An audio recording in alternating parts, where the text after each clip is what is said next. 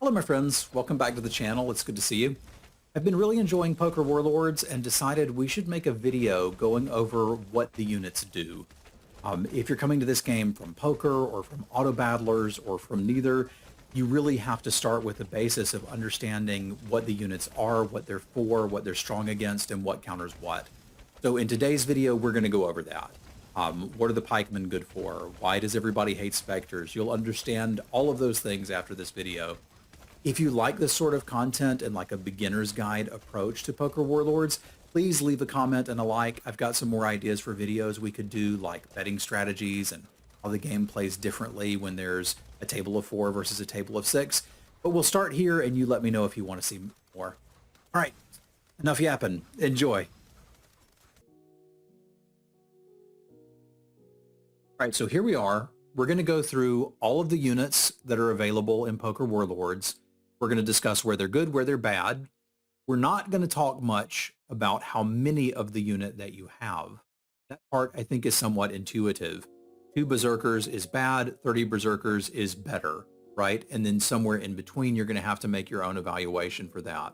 But we will talk specifically about what the unit's role is, what alliances it has, and generally where it rates. On my second monitor, I have a tier list that was presented by Inner Orbiter, who I've played against a few times on the ladder, and they've done several models to kind of generate this tier list. I don't necessarily love tier lists in card games, and this is certainly a card game, but I do think it's a good point for discussion, especially as I've looked at it, and it tends to match some of my own experience. So let's jump in here and look at these cards and talk about what they do. So Berserker is the first card we're going to look at. It has a rare alliance of Night, and a common alliance of Chaos. What does it do by itself? Well, it says right here, this is a melee tank mounted. Has 250 hit points, does 13.5 DPS, has 60 armor. This card does not have any abilities other than that armor. So this is pretty good at taking damage. Now, in my experience, I found Chaos to be one of the weaker alliances, Knights to be one of the stronger ones. So in my gameplay, I'm typically looking to pair this with another Knight, and not super excited to play it otherwise. It can be a decent frontliner for the Rock Hurler because those are going to get some work done. But this card kind of comes out as like very okay in my book. This would be something that plays like, I don't know, maybe an 8 or a 9 if we're going to try to make a poker analogy. You're not excited about it, but you'll play it. And looking at the tier lists, there were 3 different simulations that were run with this, and they ended up putting it as and this is a tier list that goes S, A, B, C, D, F. That's just kind of how they run now. And I can see that the Berserker is a C, Berserker is a C, Berserker is a C. So this is just average card. We're going to go across the line here, and again, I really do think that of the alliances, Chaos is kind of the weakest one. Our next unit is Blood Shaman, and I found this one to be not great either, but let's look at what it does. It has 100 hit points, it does 14 DPS, and it is magical DPS. That is important in a few situations, specifically as a counter to Spectre, but we'll get to Spectre and talk about that. Their ability is Bloodlust. Start of battle, enrages an ally from your other card, giving it 50% attack speed for the duration of the battle. So this card is mostly a win more card. When I've seen it played and do well, it's been played with like 10 dragons that were probably going to win anyway, or 8 trebuchets, which were probably going to win anyway. By itself, this card is particularly not good. I'm only looking to play it if I have another card that's going to win and I've got a high number of the Blood Shamans, or if I have generally a Priestess and I can use this to unlock the Wizard trait. If you have 2 Wizards, you summon a pair of Rock Golems before the battle, and those are actually pretty darn good. And looking at the data from Inner Orbiter, we kind of get the same result here. Blood Shaman is an F on all of the different simulations, just not a very good card. Now, Rock Hurler is a little bit different. We're still in the Chaos Common Alliance. We've entered the Marksman Rare Alliance. If you get a pair of Marksmen, they're going to do 4 free attacks before the battle begins, dealing extra damage. This is obviously good. It's worth noting that this is better in a 1v1 than against 6 players, so bear that in mind as you're playing these out. This is a ranged DPS unit. They have a lot more hit points than you might expect. They have 250 hit points here compared to 250 hit points from the Berserker. Now, they don't have the armor that the Berserker has, but if they're taking magic damage instead of physical damage, it doesn't matter. These guys are pretty tanky. When their boulders hit, they push back enemies. So this can make them do pretty okay against melee units. Something like pikemen, they can push them back enough that they're not really able to deal melee damage to them. I found these guys to be pretty good. I'm pretty happy playing them. I'm especially happy playing them in a marksman pair.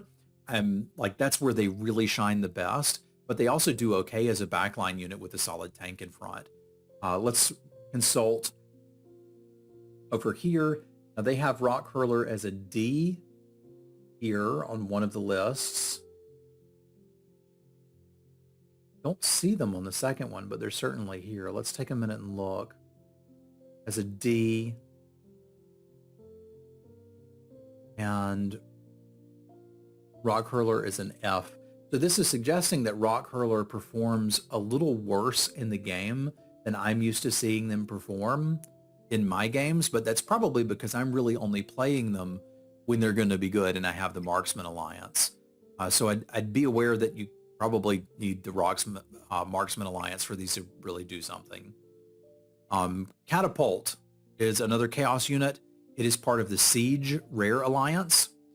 In the Siege Alliance, if you have 2 Siege units, and you can see why these are common in Rare Alliances, right? Like there's 6 cards that can give you the Common Alliance, but only 4 that can give you the Rare Alliance.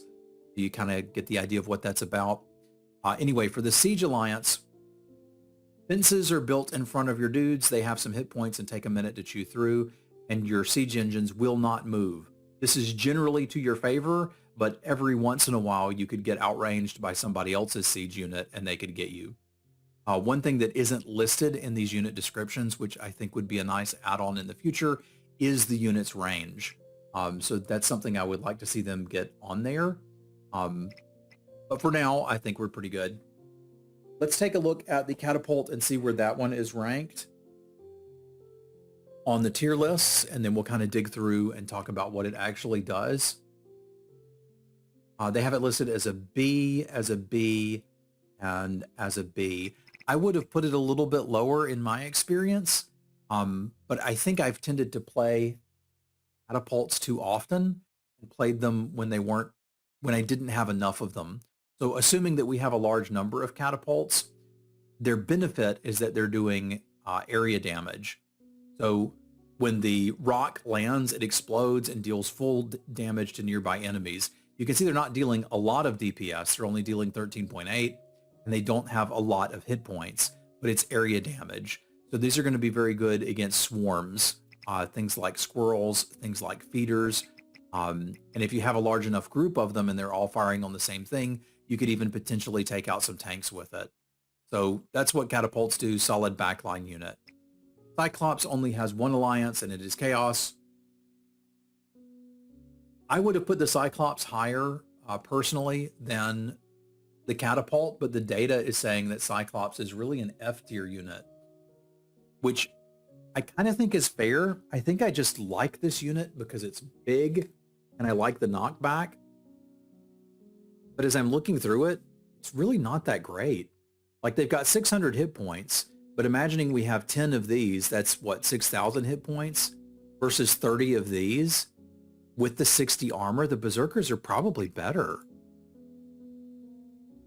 Yeah, I think you don't get enough of them, and there's some things that just destroy them, right? Like they get immediately outclassed by pikemen, ballistas, medusas, and really all that they're good for is clearing out squirrels and feeders. So I think I don't love the Cyclops, but it is worth noting what they do. The Whirlwind deals area damage. This is why they're particularly good against squirrels and feeders. Because if you have like a bunch of them hitting in the same spot, they will clear these little low hit point things out. They are pretty tanky and they deal a decent amount of damage, but that's usually not what you're looking for in your tanks. And everybody's going to be playing ballistas. And if they see you have a Cyclops, they're going to play pikemen too. Now, Bomber I quite like, and this is rated highly on all of the lists. It's either a B or a C. This dude just runs up and explodes. You got 40 hit points. They deal 300 physical damage to everybody around them when they run in. These just wipe out tons of things on the board if you have enough of them. But it's really important to note when you're playing the Bombers that you need to be in a 1v1 or a 3v3 for these to do a thing, right? Because if there's 6 people on the board and all of your Bombers blow up on your first 2 opponents, you're going to die because the rest of them will just consolidate on you. So it's one of those cards that, like, when it's just you and your opponent, this can be quite good. When it's 6 people trying to play, it's not so great. All right, so that's Chaos, and we've also gone through the rare alliances. Let's talk about the rest of these. The Order Alliance is a common alliance. If you have 2 of them, you get a 4th buff damage and a 4th buff armor. You know, that's really important too, Ravis. When you're playing Bombers, you need to be aware of people who might play front rank ranged units to counter it. Like, this game plays a lot like poker with the betting, but positioning is also really important as far as auto battlers go. Like, if you know your opponent is playing Bombers, you might want to put crossbowmen or hunters in front or even behind like a small rank of tanks so that they can shoot them first. One way you can counterplay that if you know your opponent has ranged is by putting the Bombers behind your tanks. So you could, for example, play footmen with Bombers behind. I've done that a lot. And the ranged units will just waste their time shooting the shields of your footmen, and the Bombers will come through and get them from the sides. So it's not quite as explosive because they don't hit that middle and do the big boom, but they'll go around and still kill everybody. All right, Royal Knights. This is your tank. They have 45% armor. They have 300 hit points, and they don't do a whole lot of damage. All right. And they finally kicked me out. So we're going to go here and play this and see if it'll still let me take a look at these. Yeah, sometimes you don't know what they might have, which can make it difficult.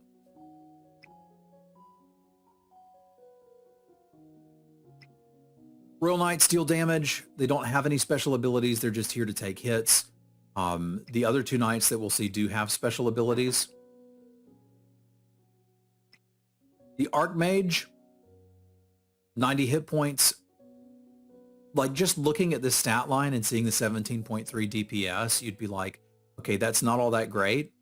But here's another area where the tooltips could be updated. Ice Storm does a ton of damage. These guys are actually pretty hard hitting, and it does it over an area. It doesn't say how much damage it does on the tag here. It just says calls down a storm of ice shards dealing damage to enemies in an area, which is what it does, but it's a significant amount of damage. They're not going to wipe out tanks, but they're going to wipe out any other little units that you might bump into. And not every army composition is going to have a tank. It's also magic damage, so it ignores armor. So it's still like doing some damage to the tanks, even if it's not going to immediately kill them. They are really squishy, so you have to protect them, but just be aware these guys pack a much bigger hit than this DPS listing would suggest.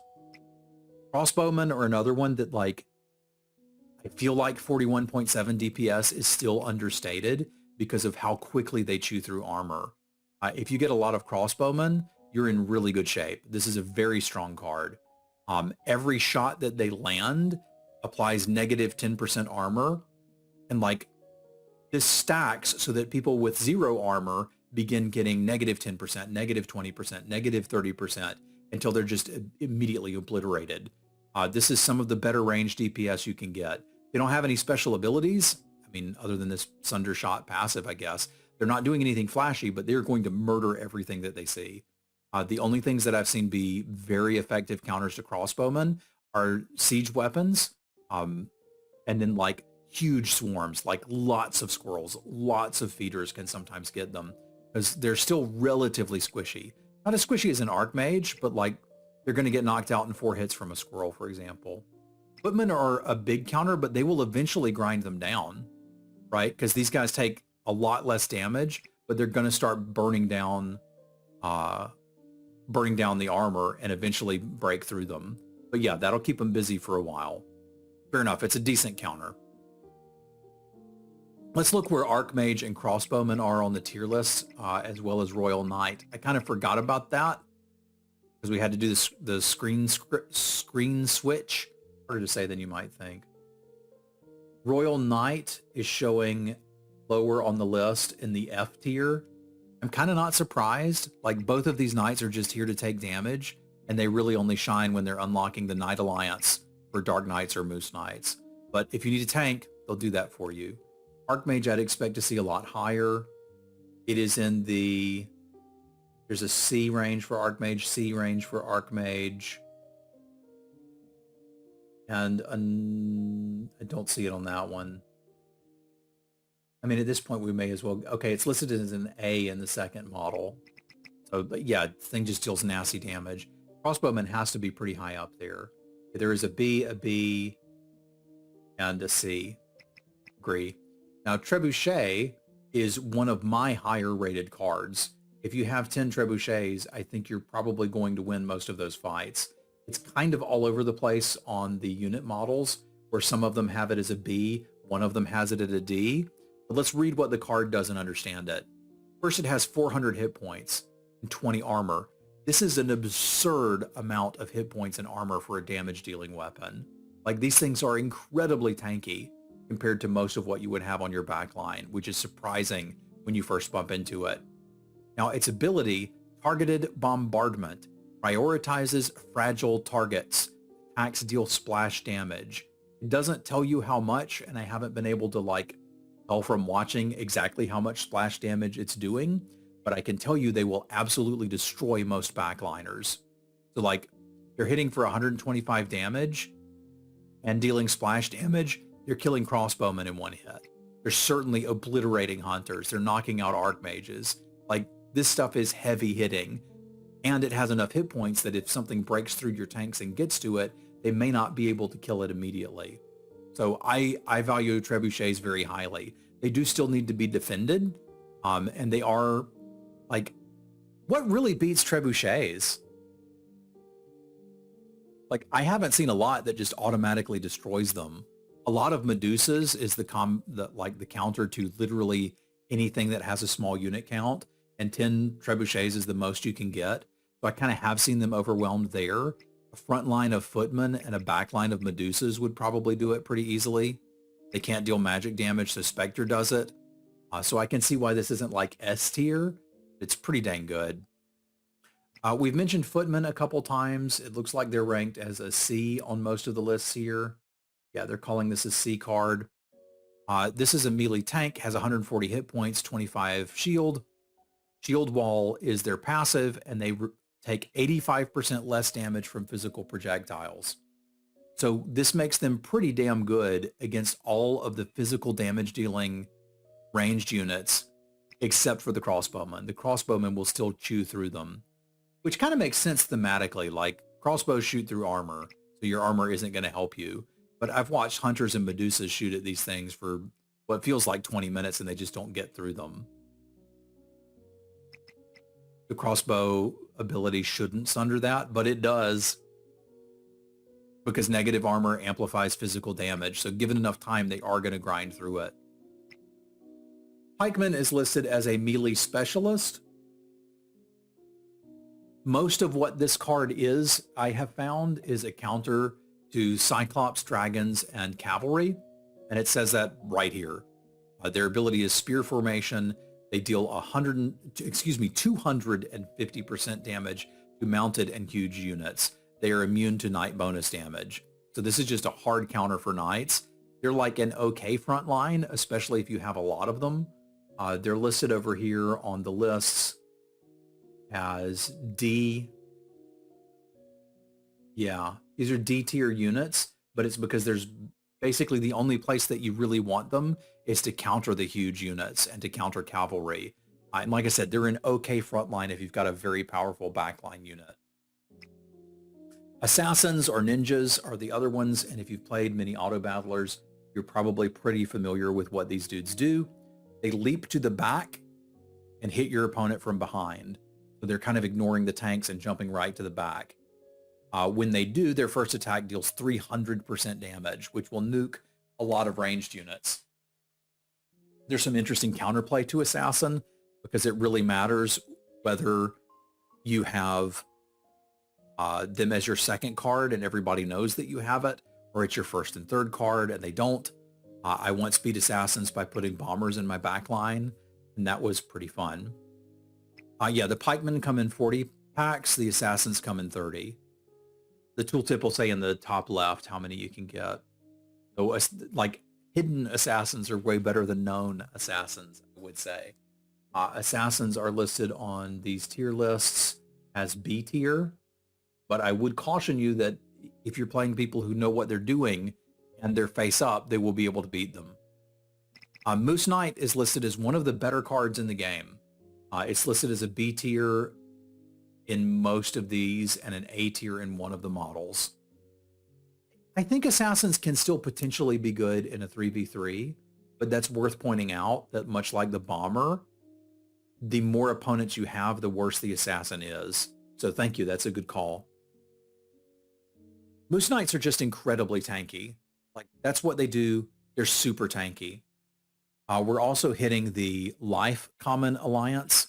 And what this does is just makes the ability that the cards have even better.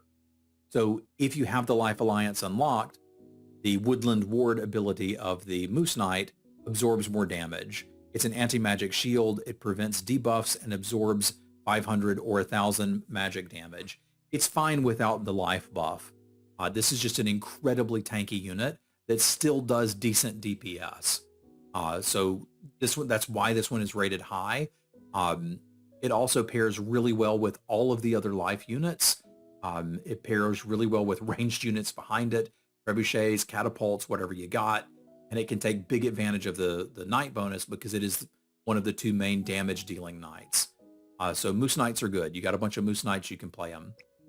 Priestess is probably rated really low on this list. Yeah, this is rated as an F tier. This is not an F tier card necessarily, although it's going to look like that when you run simulations. It's an incredibly situational card because they have basically no hit points. They have 120. They're probably going to die if anything farts in their general direction. But what they're doing that's really good is healing things. Every 3 seconds or 2 seconds, if you have the nature bonus unlocked, it will heal something for 175 health, which is a decent amount in this game. They also deal magic damage, which is sort of relevant for the Spectre. So where that comes up is if you pair them with another wizard, you get your golem, and they can heal the golem and keep it tanking forever. If you pair them with Moose Knights or the wild form druids that we're going to look at a little later, they can get these things going and let them tank and deal damage forever. But that's kind of the only place I want the priestess. If I compare it with a wizard, if I compare it with a Moose Knight, if I compare it with a wild form druid, if I can maybe pair it with a bunch of dragons, but it's not like a bunch of dragons need help. So that's why it's rated so lowly, is it's not really good with any of the other units. Like you can't pair it with any other DPS unit because they're going to be dead before the healing would go off. So you really need a damage dealing tanky unit. They can do okay with Dark Knights, but these guys, most of their damage is coming from their ability, not from just sitting there and continuing to chop with the scimitars. Yeah, so you can put it on the plants and you can't die unless the opponent has range. Let's talk about that when we get to the plants, because I think that's worth going over. It's like a lot of priestess and a lot of plants will defeat any melee-based comp, but it will die if the opponent has 2 crossbowmen in the back, right? Hunter is probably rated mid-high. Yeah, it's a B on all of these lists, and it's a B on 2 and a C on 1. This kind of does exactly what you would expect. It's people with bows. They shoot people. They come in packs of 40. Their ability is critical strike. They do extra damage. They're incredibly squishy with only 80 hit points. It doesn't take much to kill them. Assassins will destroy them. Archmages going off on the back line will destroy them. But if you get a large number of these, it's just a really solid DPS unit. They definitely need a tank. There's some of the DPS units that you're like, I can play these on the front line. I'm looking at you, Rock Hurler, and it'll probably be fine. You can't do that with hunters. Ballistas are here as a counter to large units. They do decent damage on their own. They have 140 health and 20 armor, so they can take a hit or two, but this is not a tanky unit. It's not like the trebuchet that has what, 3.5 times the hit points.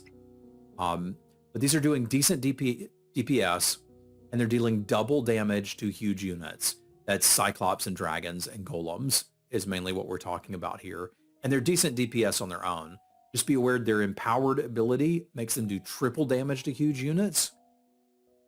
So it doesn't really do anything if the opponent doesn't have huge units. So I wouldn't go out of my way to try to empower them. Ballista is rated on here. I'm going to guess C. Yeah, there's C, C, and C. This is run-of-the-mill damage dealer that happens to be an excellent counter to huge units. Wild Form Druids is another one that I bet's going to look really bad on the data model, but is going to play quite differently if you play with this card under the right circumstances. It's another incredibly situational card. And here's why. Yeah, it's listed as an F or a D on these charts, but look at this ability. Wild Form. They either come in as a wolf with 150 health or a bear with 500. They either deal 19 damage or 55 and either have 10 or 30 armor. So what that means is if you don't pair these with another life card, they suck. Don't play them. They're not good. If you do pair them with another life card, they turn into bears and they will annihilate whatever your opponent has. With some exceptions. We're going to see some trump cards here in a minute. You can see the dragon and the wild card sitting off to the side, and they're there for a reason. But the bears will win most fights against just about anything else in this game. Like, I've seen people play 20 bears. They come in packs of 30, so that's not even that many, with 10 priestesses, which is only half strength for them, and still annihilate everything. So don't sleep on bears. Squirrels are cute. They're a melee DPS unit. I would probably put these in like the C range personally. I want to see what they have them as over here. You really only want to play these if you've got a lot of them. There's C for squirrels, B for squirrels, B for squirrels. What these are weak to is area damage. They are going to regenerate over time, but they have very low hit point totals. So, and bear in mind that the reason these are a big deal is because they come in packs of 100. You can get 80 squirrels. You can get 88 squirrels and just swarm people with them. But they start to run into problem with area damage. So things like bombers, catapults, trebuchets, archmages are pretty big counters for these. They are dealing a pretty absurd amount of damage at 36.7. They just don't have any hit points. So you need wave clear essentially to kill these. Dragons eat them for breakfast, for example. But I have seen squirrels be able to take out knights just because you have so many more of them. So this is a swarm card. If you've got enough, I would value these highly. Carnivorous Plant is another one that I'm going to guess doesn't rank very highly on any of these lists. I'm looking for it at the lower end. Here I see it as a D, and a D. No, it's a C on the last one. So one thing that is not stated in the stats here, oh yeah, don't run squirrels against feeders. We could talk about that too. And Ravis had pointed out that Carnivorous Plant can be pretty good with Priestess, and it can. But one thing it's not really stating in the tooltip here, it says what they lack in mobility they make up for in bite. These things are incredibly slow. Even if the match runs the entire amount of the timer that you have available, they are not getting to the other side of the board. These are horrifically slow. So what this means is, if you pair them as a tank for a really solid ranged unit, sometimes that ranged unit will get in front of them, which sucks, but generally they will hold the line.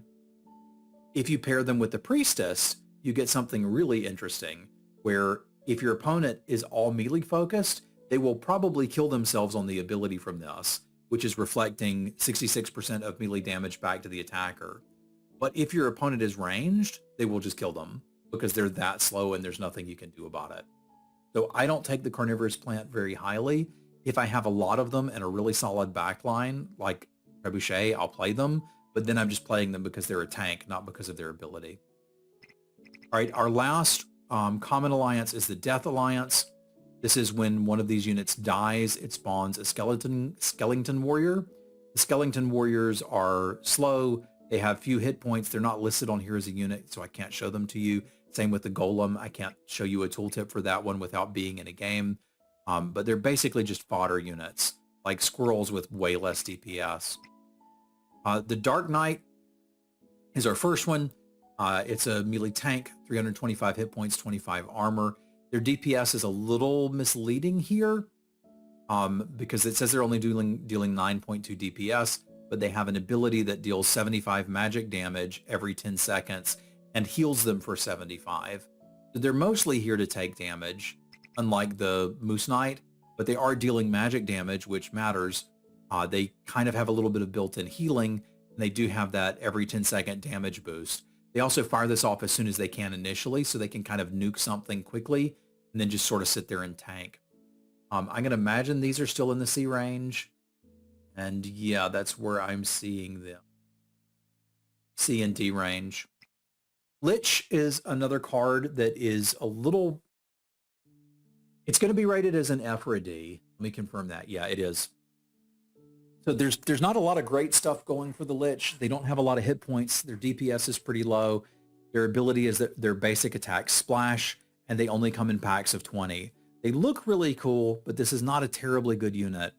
Where you would want it is to pair with a Wizard Alliance with like a Priestess to make the Golems. Or this is actually really good at wave clear. So if you know your opponent is running Squirrels or Feeders, you can do something with the Lich. Like the splash damage that's coming from these isn't as good as a Trebuchet or a Catapult, but it is enough that you'll be able to counter those Swarm units. So it's here as like anti-Swarm. It's okay to pair it with something else like a Dark Knight just so you have some like real DPS. And, you know, spawning into the Skeleton Warriors isn't anything, but Lich is not a super strong card. Medusa probably deserves her own video, but we'll go through it here. I would reckon this is a B to A card. It's exactly what it's showing here. B on 2 of the lists and A on 1. So they're doing decent physical damage. It's worth noting that they attack very quickly. So if you get the marksman bonus when the Medusas fire, they're really not doing a lot on the volleys. Kicks me out again. Funny. Medusa isn't really going to do a lot of DPS on the marksman volleys, but that's not really why you're running her. This is a CC unit. Her ability is every 8 seconds, they will turn an enemy to stone for 5 seconds. The Skelly's not very good, but it's not bad to have. Like, I'm not going to suggest that you should run death units because of the ability. But I'm going to suggest if you have death units, the ability is nice to have. I think it's better than the chaos ability. Like getting 40 skeletons versus 6 dudes. Excuse me, 8 dudes. Regardless of what they are is good. This is some hard CC. So what Medusa is good against is units that have low stack counts. So things like dragons, it's a natural counter to that. Cyclopses, even trebuchets, because they're going to turn something to stone. You just need to make sure that they outnumber them. They are, again, okay DPS on their own. I don't want to like confuse people that they're not great in the Marksman Alliance. It's just that their attacks aren't dealing a ton of damage. They just attack very quickly. So these are very good DPS units. I would value them very highly. Blade Flingers are kind of weird. They're kind of weird. That's probably the easiest way to say it. Because it says they do 20 DPS and they attack for 22 damage. They do have decent hit points and armor. But the thing about these is the longer the match goes, the more damage they're going to deal. I quite like them with a solid front line in a match that has 4 or more players playing. So we've talked some about how assassins or bombers are better the fewer opponents you have. Blade Flingers are better the more opponents you have. Because as long as it's attacking, it's going to continue to gain attack speed. Like it does reset when the thing starts moving. So ideally you want people pouring into you.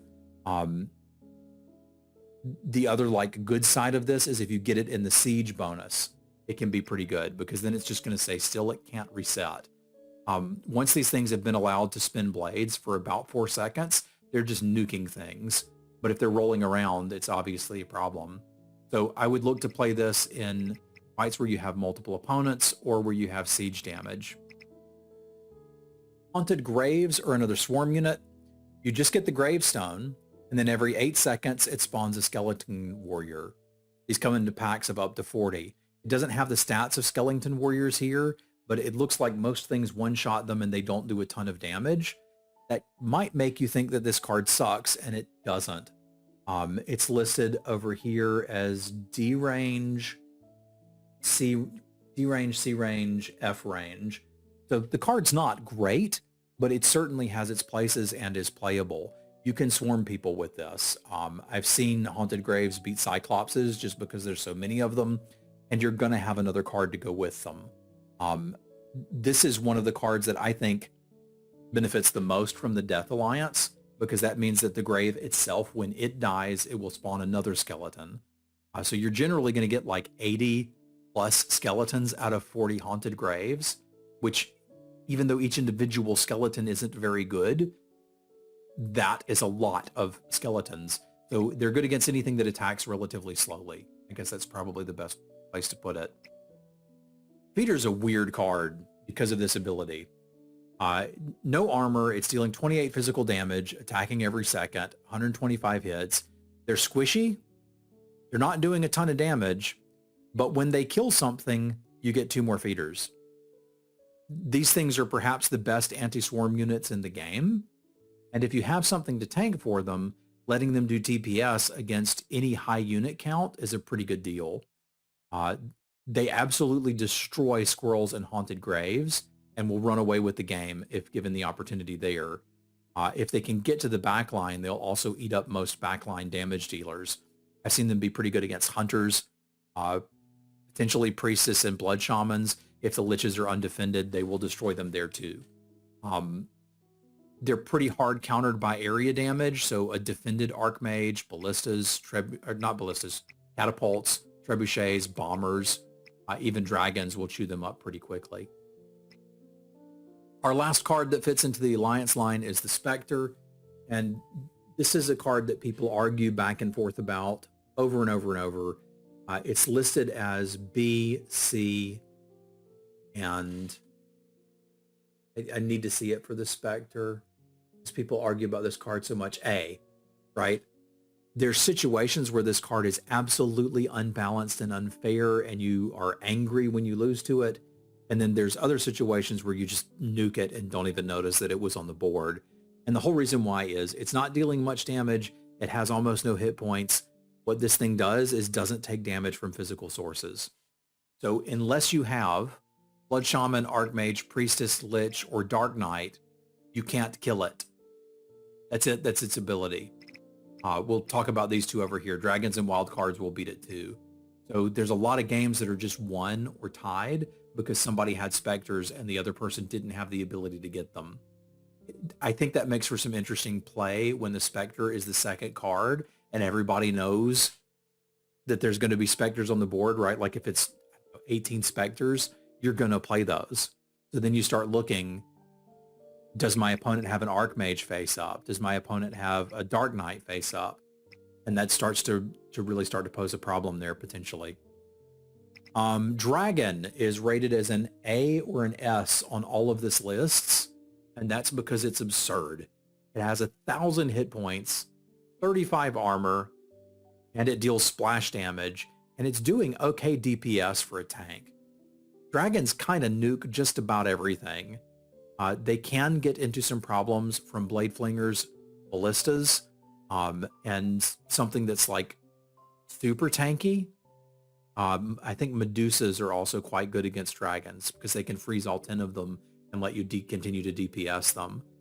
But generally, dragons are going to win most fights. If you have 10 dragons, go high. And then Wild Card is the only card that is listed as an S tier on all of the simulations. And that's because this card is absolutely insane. It will not spawn a Specter, but it will give you 30, 28, 25, whatever you've got, random units. It can spawn, and often does spawn, in my experience, a Golem. Golem, Trixie Herbitzes. The big rock dude that smashes things and tanks for you. Because this can spawn anything, you could get a bomber, you could get an assassin, you could get a squirrel. But generally speaking, you're going to get a decent assortment of units that are going to deal damage and have all of these abilities starting to overlap. 30 wild cards is one of the best like deals that you can have. It's incredibly powerful and you should bet highly when you have it. So that is our units in Poker Warlords. I think this game probably deserves more like videos to go over things like how and when to bet, like specific strategies for beating one person versus playing the early game. But hopefully this will give you a start into understanding what the units do so you can make intelligent bets as you play. All right, thanks for watching. We'll see you next time.